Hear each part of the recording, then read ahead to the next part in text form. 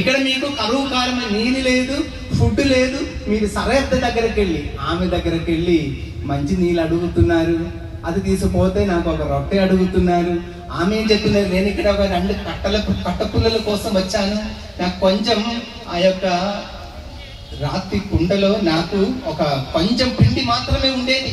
ఆ పిండి రొట్టెలు చేసి నాకు ఒకటే కొడుకు తిని చనిపోవాలి, ఇది ఆత్మహత్యగా సాగిరాన్ని బట్టి ఇదిగో దేవుడు ఆ బిడ్డ దగ్గరకు పంపిస్తున్నారు. ప్రియులారా, సరేత్ విధవ దగ్గరకు ఒక ప్రవక్తని పిలిచిన దేవుడు ఆయనకు సంరక్షణ ఇస్తున్నారు. ప్రియులారా, మా యొక్క గురుత్వ జీవితంలో ఈరోజు మన చౌదరి ఫాదర్ గారు ఈ యొక్క 25 వసంతాలు, కెవిన్ ఫాదర్ ఒక గురువై 25 వసంతాలు దేవుని యొక్క సేవలుంచి పనిచేసి గుర్తించుకొని ఈరోజు ఈ యొక్క సిల్వర్ జూబిలీ సందర్భంగా ఇక్కడ పూజ చేయాలని ఎంతో గుర్తించుకొని దేవుడు వసగిన మేలులను గుర్తించుకుంటారు ఫాదర్ గారు.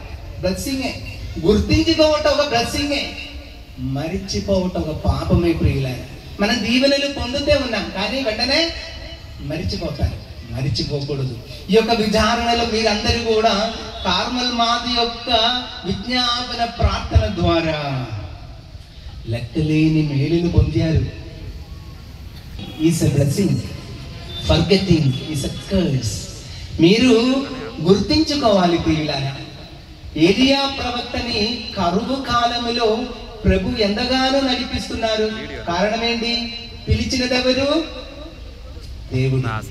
అయితే దేవుడు పిలిచిన ప్రవక్తలకు సంరక్షణం, ఫుడ్, బెడ్ అన్ని ఆయనకు ఎక్కడ పోయినా దొరుకుతుంది. గురుత్వ జీవితములు కూడా అంతే.